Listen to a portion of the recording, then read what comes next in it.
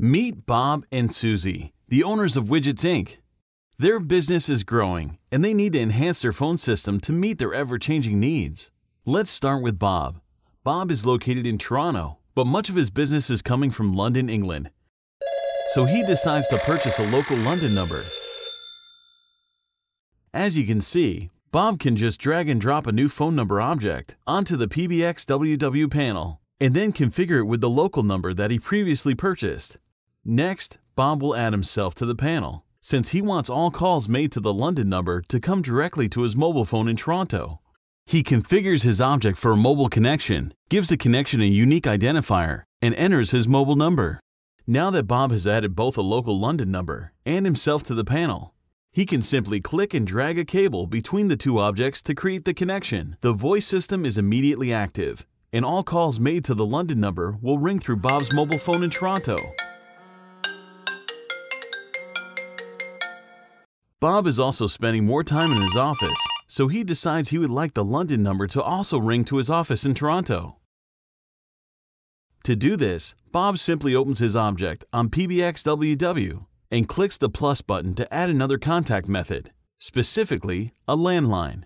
He then gives the contact method a unique identifier and enters his office number in Toronto. As you can see, the system will now ring both Bob's mobile phone and his office phone simultaneously anytime someone calls the London number. What's even better is, if Bob wants his office number to ring first, since that's where he spends most of his time, he can simply slide the mobile contact method down the timeline so that it will start ringing when the office line stops ringing. Or he can stretch a contact method if he wants that phone to ring for a longer or shorter period of time.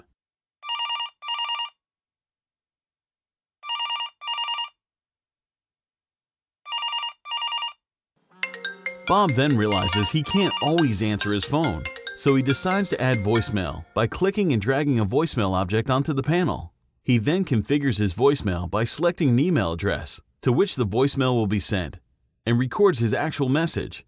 "Hi, this is Bob. Leave a message at the tone."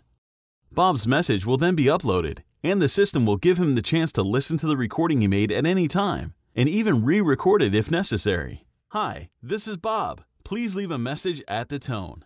He completes his setup by connecting a cable between his own object and his voicemail. Now let's bring Susie into the scenario. Bob would prefer that Susie should answer the phone if he's unavailable. So they add Susie onto the panel and place her between Bob's object and Bob's voicemail.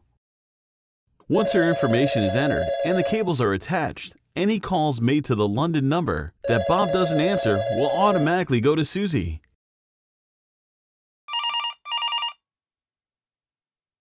Hello? As business at Widgets Inc. continues to grow, Bob and Susie decide to add a voice menu so that callers can choose a person they want to speak with when they call in.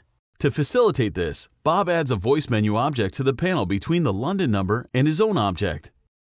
He then configures the object with a unique identifier and records a message that callers will hear. "Thank you for calling Widgets Inc. To speak with Bob, please press 101. To speak with Susie, press 102. Next, Bob drags cables from the London number to the voice menu, and from the voice menu to both his object and Susie's object. Bob notices that the system automatically assigned him to extension 1 and Susie to 2.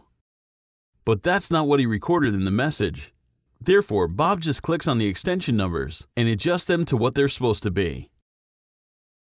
As time goes by, Bob and Susie can use this click and drag method to quickly and easily make any changes to their voice system and add features to support the needs of their growing business. It is all so simple, thanks to PBXww.